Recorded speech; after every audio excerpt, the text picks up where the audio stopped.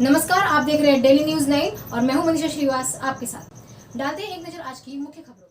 दर्शकों, इस वक्त हमारे समक्ष है Apex ENT clinic and deafness centre की संचालिका doctor Preeti R Dhoke ma'am. आप एक ईएनटी सर्जन हो। मैम, हम आपसे ये जानना चाहेंगे कि जैसा यूनिफाइड हेल्थ वीक जो अभी शुरू है, ओरल कैंसर से संबंधित जो अभी वीक चालू है, उस समय हमारे दर्शकों को किस तरह का ओरल हेल्थ मेंटेन करना चाहिए, और जैसे ईएनटी सर्जन आप हो तो उससे रिलेटेड क्या होना चाहिए, प्रिकॉशंस, उस बारे में आप बताइए। हेलो एवरीबडी, मैं doctor Preeti Apex ENT clinic and deafness centre की कंसल्टेंट ईएनटी सर्जन हूँ। ये जो वर्ल्ड ओरल डे, ये जो ओरल हेल्थ अवेयरनेस वीक है, इसमें हमको जो सारी जनता है उसमें जागरूकता कैसे लानी है, उनको इन्फॉर्मेशन देनी है हमको कि जो हमारा मुख है वो एक बहुत इम्पॉर्टेंट ऑर्गन है। उसकी वजह से हमारा चेहरे का एक्सप्रेशन रहता है, हम उसकी वजह से खाना खा सकते हैं, तो उसको साफ रखना ये हमारे लिए बहुत ज़रूरी है। आप दर्शकों, आपको ये भी पता होना चाहिए कि मुख का कर्करोग यानी जो कैंसर है वो बहुत कॉमन बीमारी है। ये बीमारी जो होती है, ये हम अगर तंबाकू, पान, इसका अगर अत्यधिक मात्रा में सेवन करें या फिर हम बीड़ी, सिगरेट, तंबाकू ये सब खाते हैं, इसकी वजह से ये बीमारी, इसमें कैंसर होने की शक्यता बहुत ज़्यादा है। ऊपर से अगर हम अल्कोहल भी लेते हैं तो इसकी वजह से भी ये जो बीमारी है ये आपको हो सकती है। तो अपनी जीवन शैली बहुत ज़रूरी है ये कैंसर को रोकने। अभी ये जो मुख के कैंसर है ये हो सकते हैं, आपको लिप का कैंसर भी हो सकता है यानी ओठों का कैंसर, आपको मुंह के अंदर का गाल है उसका कैंसर भी हो सकता है, दांत का जो जबड़ा है उसका कैंसर भी हो सकता है, और जीभ का कैंसर का भी कैंसर हो सकता है। तो ये जो जीभ का कैंसर है ये और गालों का कैंसर ये बहुत कॉमन है जो तंबाकू और गुटखा है। तो इसके लिए हमें क्या क्या करना चाहिए जिसकी वजह से हमें ये नहीं होगा। तो सबसे इम्पोर्टेंट ये है कि हमने तंबाकू और चूना का सेवन नहीं करना चाहिए। दूसरा है कि अगर हम कुछ जंक फूड खाते हैं, जैसे कि हमारे चिप्स होते हैं या बच्चे आजकल बहुत पिज़्ज़ा और ये सब खाते हैं, तो उसके खाने के बाद आइदर आपको गुड़ना करना है या फिर आपको ब्रश करना है। आपको हमेशा ये बात याद रखना है कि दिन में 2 बार आपको ब्रश करना है और मुंह एकदम से साफ रखना है। आप ये भी बताइए ना कि ओरल कैंसर के जो पेशेंट है, पर्टिकुलरली जो इलेक्ट्रिसिटी की वजह से ये कंजम्पशन करते हैं, वो वाइन का या तंबाकू प्रोडक्ट्स लेते हैं, सुगंधित सुपारी, तो उसके पर्टिकुलर कॉजेज क्या है, क्या लक्षण होते हैं, किस तरह से वो डिटेक्ट किया जाता है, उस बारे में। तो जो मुख का कैंसर है उसको अर्ली स्टेज में कैसे पहचानना है ये बहुत ज़रूरी है, ठीक है। तो हमको कैसे देखना है, तो उसके लिए एक सबसे सरल उपाय है कि आप एक बार आईने में देख सकते हैं, आपके मुंह के अंदर अगर सफ़ेद चट्टे आ रहे हैं तो आपने सजग हो जाना है। आपने ये सोचना है कि ये चट्टा हमको क्यों आया है। तो सफ़ेद चट्टा, लाल चट्टा मुंह के अंदर, होठों के नीचे, जीभ के ऊपर अगर आया तो आपको आपके डॉक्टर को दिखाना है।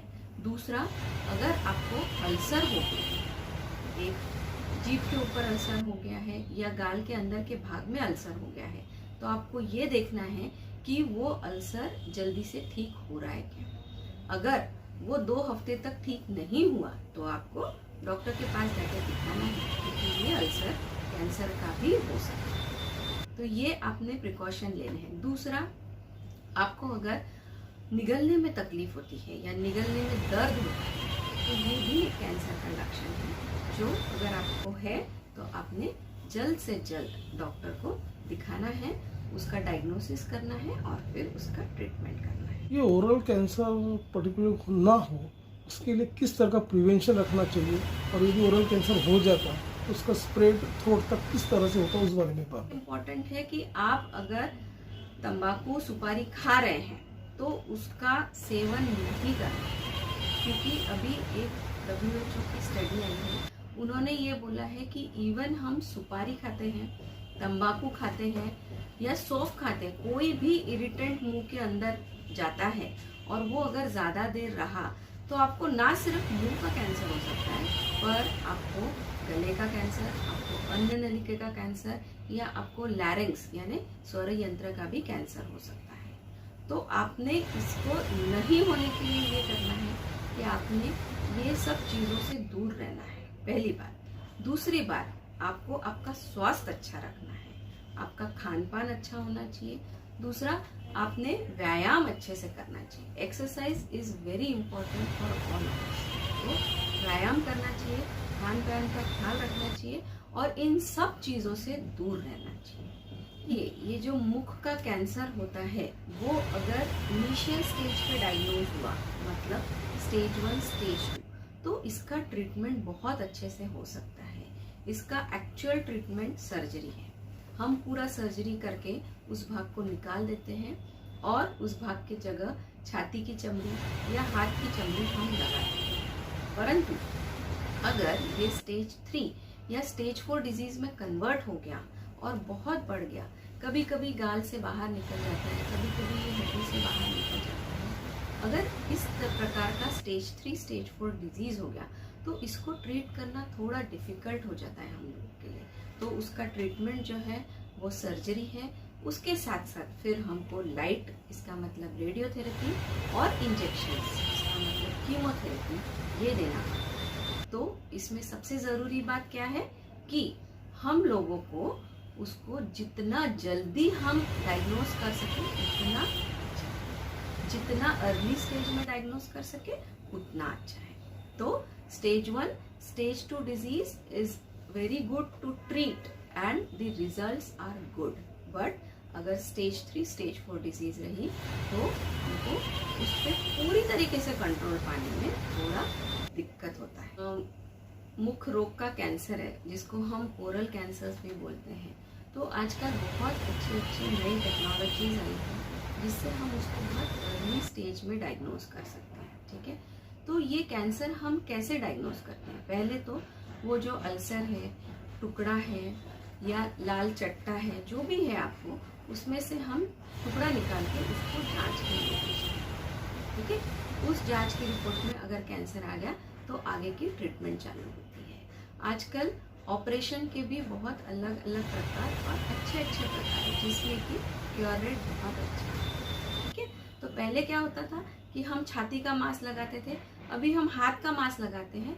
तो कॉस्मेटिकली मतलब दिखने में जो है वो अभी बहुत अच्छा एडवांस हो गया है। तो इतना फेशियल जो खराब होता है चेहरा वो थोड़ा कम होता है। पर ये है कि ये कैंसर्स जो है इसकी ट्रीटमेंट को थोड़ा टाइम लगता है, और अगर पूरी तरीके से आपने अच्छे से ट्रीटमेंट कर ली तो पेशेंट पूरी तरीके से। ये जो ऑपरेशन होता है ये हमारे हिसाब से मेजर सर्जरी है। ठीक है, ये जो भी कैंसर के ऑपरेशंस होते हैं, वो जीभ के कैंसर के रहे या गाल के कैंसर के रहे या ओठों के कैंसर के रहे, ये सब मेजर सर्जरीज होते हैं। और इनको ऑपरेशन जो होता है वो मेजर होता है।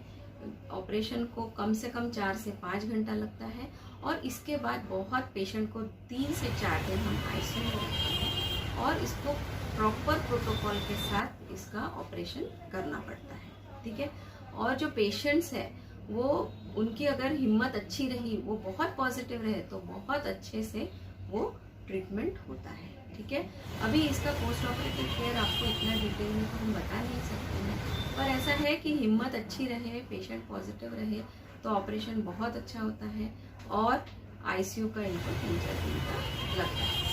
क्लिनिक में एक्चुअली हम ईएनटी सर्जन हैं और एक head and neck cancer surgeon है। तो हमारे यहाँ पे सारे कैंसर की ट्रीटमेंट पूरी तरीके से होती है, वो भले ही ओरल कैंसर रहे, अन्न नलिका का कैंसर रहे या स्वर यंत्र का कैंसर रहे या नाक का कैंसर रहे, ये हम पूरी सुविधा देते हैं। दूसरा, हमारे यहाँ पे कान की पूरी सर्जरीज होती है और गले की, टॉन्सिल की, नाक की, रूटीन सर्जरीज की। दुनिया में जब भी किसी को बताया जाता है कि हमको कैंसर हुआ है तो सबसे पहले तो सामान्य आदमी को डर जाता है, लेकिन आपको ये ध्यान रखना है कि कैंसर बीमारी जो है उससे डरना नहीं है, उससे लड़ना है। अगर हम उससे डरे तो हम उसको हरा नहीं पाएंगे। ये सबसे ज़रूरी है, हिम्मत रखनी है। और अगर आप अर्ली स्टेज में हैं तो आप पूरी तरीके से ठीक हो सकते हैं। सो कैंसर से बिल्कुल डरना नहीं है। आप हिम्मत रखेंगे तो आप एक दिन बिल्कुल कैंसर के बाहर आ सकते हैं। इसीलिए सभी कैंसर के पेशेंट्स को मैं निवेदन करती हूँ कि उन्होंने हिम्मत रखी, हिम्मत से काम लेना चाहिए।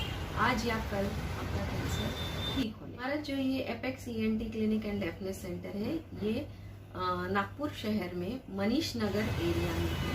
अगर आपको इसका कांटेक्ट करना है या अपॉइंटमेंट लेनी है तो आपको एक तो गूगल में भी आप सर्च कर सकते हैं एपेक्स ईएनटी के नाम से, या फिर आप डायरेक्टली हमको फ़ोन भी कर सकते हैं, या फिर आप नीचे दिए हुए